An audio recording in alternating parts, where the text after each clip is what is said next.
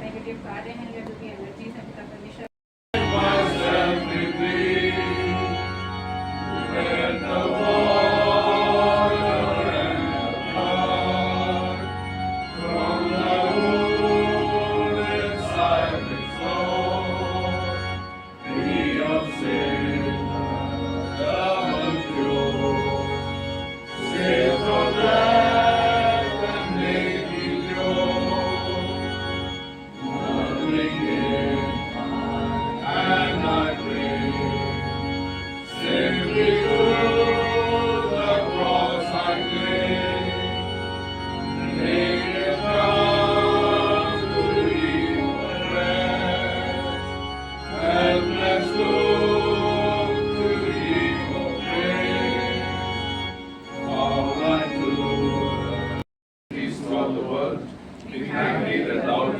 into me, inspiring the founder of that wisdom and insight. सबको good morning. मैं इस मौके के लिए धन्यवाद देता हूँ जो मुझे एक बार फिर मौका दिया कि मैं यहाँ आ सका, और मेरे लिए खुशी है कि आप सबसे मुझे मिलने का अवसर मिला। ये मेरे लिए बहुत अच्छी बात है। बहुत थोड़ी देर, ज़्यादा देर नहीं, हम लोग बहुत थोड़ी देर परमेश्वर के वचन में से देखेंगे, और सिर्फ एक ही आयत को मैंने फोकस किया है, और वो व्यवस्था विवरण उसका 32 अध्याय और 11 पद है। वचन में इस तरीके से लिखा है, जैसे उकाब अपने घोंसले को हिला हिला कर अपने बच्चों के ऊपर मंडलाता है, वैसे ही उसने अपने पंख फैलाकर उसको अपने परों पर उठा लिया है। कुछ दिन पहले मैं डिस्कवरी चैनल देख रहा था और एक कार्यक्रम देख रहा था। उसमें मैं देख रहा था कि एक उकाब, या जिसको हम ईगल भी कहते हैं, वो बहुत ऊंचाई से आता है और अपने घोंसले के पास आकर उसको घोंसले को बार बार हिलाता है, और फिर लौट जाता है, फिर आता है और फिर हिलाता है, और ये बार बार प्रक्रिया चल रही थी। वो अपने घोंसले को हिलाता है। और एक बहुत ही मशहूर गीत हम लोग अक्सर गाते हैं और हम सभी को आता होगा, परम पिता की हम स्तुति गाएं, वो ही है जो बचाता हमें। लेकिन ये जब गीत हम बहुत आत्मा में होकर, भाव विभोर होकर गाते हैं इस गीत को, और लेकिन परमेश्वर का वचन क्या कहता है, जैसे अभी आपके सामने पढ़ा गया कि परमेश्वर जो है हमारे घोंसले को तोड़ता नहीं है, वो बार बार हिलाता है। हिलाने की जो क्रिया है वो बार बार की जाती है। इसका मतलब जब ये गीत लिखा गया तो इसी वर्ष को मद्देनजर रखकर उस गीत को लिखा गया, लेकिन जो मकसद था वो था कि परमेश्वर हमारे घोंसले को बार बार हिलाता है, उसको तोड़ता नहीं है। लेकिन उकाब, इसमें उकाब का जिक्र इसी वर्ष में पद में क्यों आया है? और क्योंकि बाइबल में जो है बहुत सी जगह पर परमेश्वर की तुलना जो है वो उकाब से की गई है। और क्यों वो अपने घोंसले को बार बार हिलाता है? एक बार नहीं हिलाता, वो बार बार हिलाता है, फिर लौटता है, हिलाता है। तो आज इस बात पर हम लोग थोड़ी सी देर सोचेंगे कि क्यों वो बार बार घोंसले को हिलाता है। इस बात से हम क्या सीख सकते हैं, और किस समय हिलाता है और कब हिलाता है, इस बात को हम थोड़ा सा फोकस करेंगे। उकाब या इकल जो है एक बहुत ही शानदार पक्षी जो है वो माना जाता है, रॉयल पक्षी माना जाता है। इतना शानदार कि उसकी तुलना परमेश्वर से बहुत सी जगह पर बाइबल में जो है की गई है। और उकाब जो है वो अपनी परवाज के लिए जाना जाता है। आप पूछेंगे परवाज क्या होता है? परवाज होता है एक ऐसी उड़ान जो असीम ऊंचाइयों पर जाकर के उड़ती है, इनक्रेडिबल हाइट्स पर जाकर उकाब जो है वो उड़ता है। और उड़ान जो है वो 3 तरीके की होती है। छोटी छोटी चिड़ियाएं हम देखते हैं जो फुदकती हैं या फुदकती हैं। उससे ऊपर नेक्स्ट जो लेवल आता है उड़ान, जिसमें पक्षी उड़ते हैं। लेकिन जो इनक्रेडिबल हाइट्स पर, जो अविश्वसनीय ऊंचाई पर जो पक्षी उड़ता है, उसको उकाब कहा जाता है।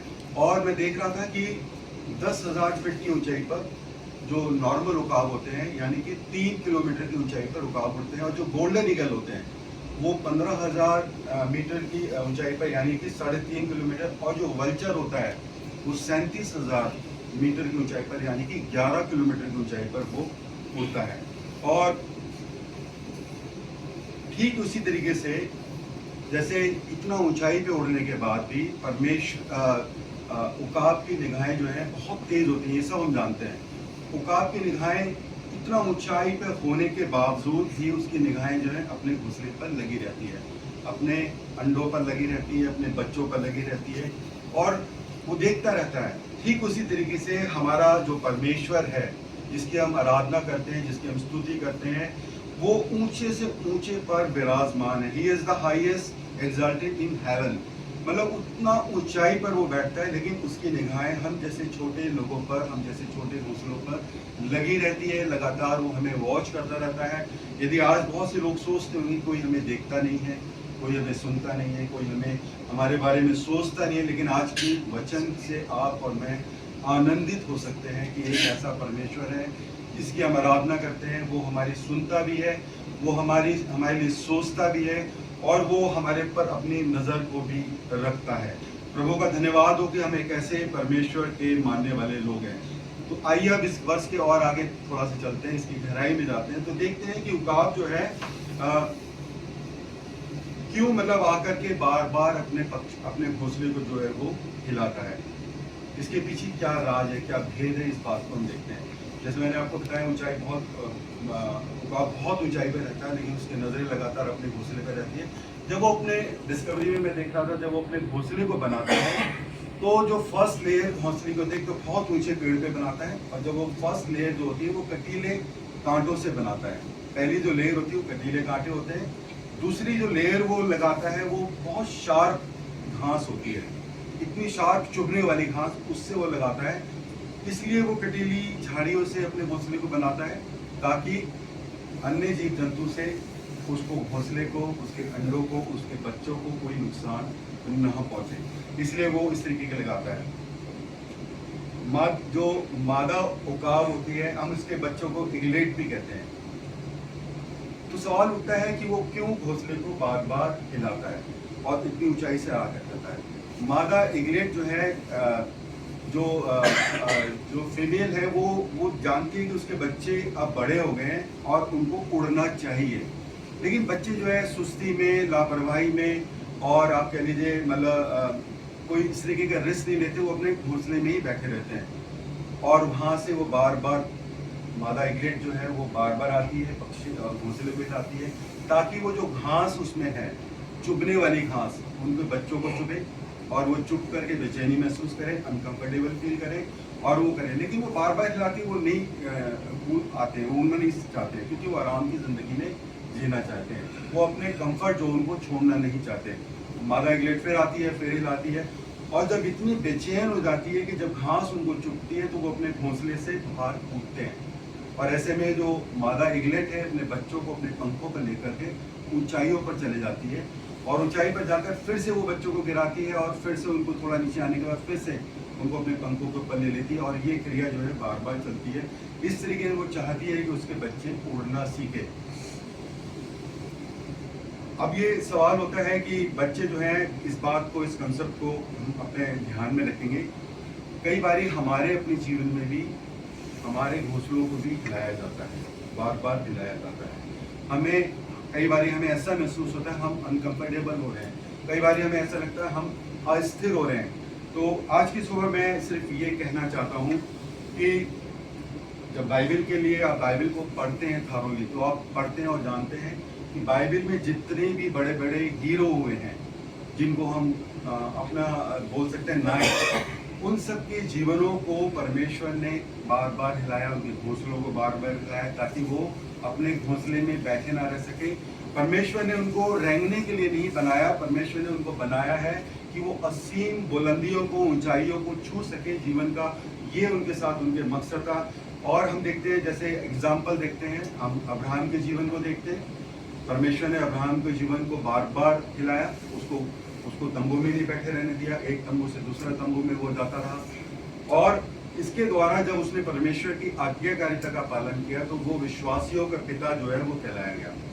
हम मूसा के कैरेक्टर को देखते हैं। मूसा जो है उस समय फिरौन राजा ने आज्ञा निकाली कि छोटे लड़कों को मार दिया जाए, और किसी तरीके से वो बचकर जो फिरौन की बहन थी उसके साथ राजमहल में वो पाला गया। उसकी शिक्षा दीक्षा, उसको अस्त्र शस्त्र की सारी कलाएं जो है वो राजमहल के द्वारा सिखाएंगी। 40 साल तक वो वहाँ आराम की ज़िंदगी में था, लेकिन परमेश्वर ने उसको उस जिंदगी के लिए नहीं बनाया था। और एक बारी इब्री और एक मिस्री के बीच में लड़ाई हो रही थी, हम उस सारे जिक्र को जानते हैं। और वो अपने भाई को बचाने के लिए उसने जो मिस्री था उसको मार दिया। उसने सोचा शायद वो इस तरीके से, उसके मन में बोझ तो था कि अपने लोगों को बचाएगा, उसकी सोच बड़ी छोटी थी, लेकिन परमेश्वर की योजना उसके साथ बहुत अलग थी और उसने इस तरीके से उसको मार दिया। अगले दिन फिर दो इब्री भाई आपस में लड़ रहे थे, तो उसने उनको बोला, भाई हम आपस में भाई लड़ रहे हो, क्यों लड़ रहे हो आप, छोड़ दो। तो उनमें से एक बोला, कल तो तूने एक को मारा कि आज हमें भी मारेगा।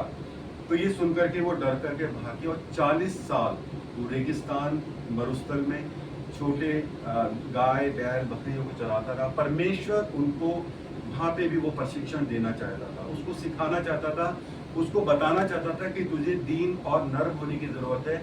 और वो 40 साल का प्रशिक्षण उसका राजमहल का था, लेकिन अब परमेश्वर उसको उस मरुस्थल में प्रशिक्षण देना चाहता था ताकि वो सीखे और सीखे वो कैसे फिरौन जो संसार का सबसे शक्तिशाली राजा था, कैसे उसके सामने खड़ा हो सके, कैसे वो लाखों लोगों को उनकी लीडरशिप कर सके, कैसे उनको मिस्र से निकालकर वो कनान लेके जा सके।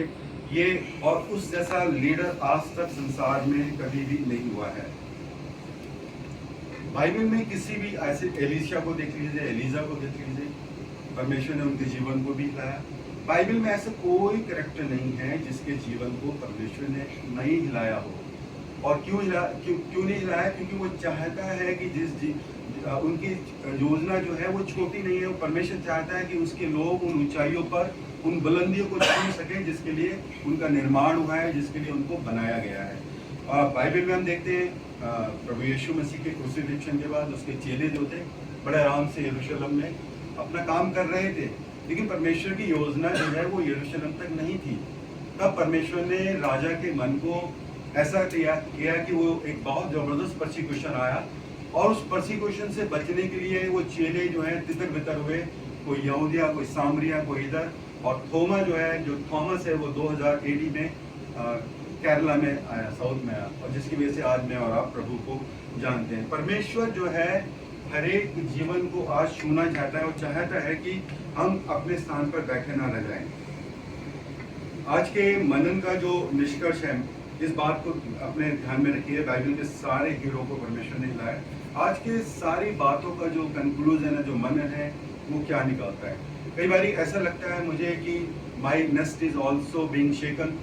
तो अगर ऐसा मुझे और आपको महसूस होता है कि परमेश्वर मेरे और आपके जीवन को अस्थिर कर रहा है, हिला रहा है, तो मेरे प्रियो, आज की सुबह मैं आपसे एक बड़ी भेद की बात कहना चाहता हूँ। इस सुबह में अगर ऐसा लगता है तो हमें अपने जीवन को जांचने की आवश्यकता है। हमें जांचने की ज़रूरत है कि कहीं हम, परमेश्वर हमें चेतावनी दे रहा है कि हम समझ जाएं, उन बातों को छोड़ दें और उन बातों को छोड़कर पश्चाताप करें और प्रभु की निकटता में आने वाले हो सके। जेनेसिस की किताब यदि आप पढ़ें, उत्पत्ति, उसका 17 अध्याय और 18 पद में इस तरीके से लिखा है।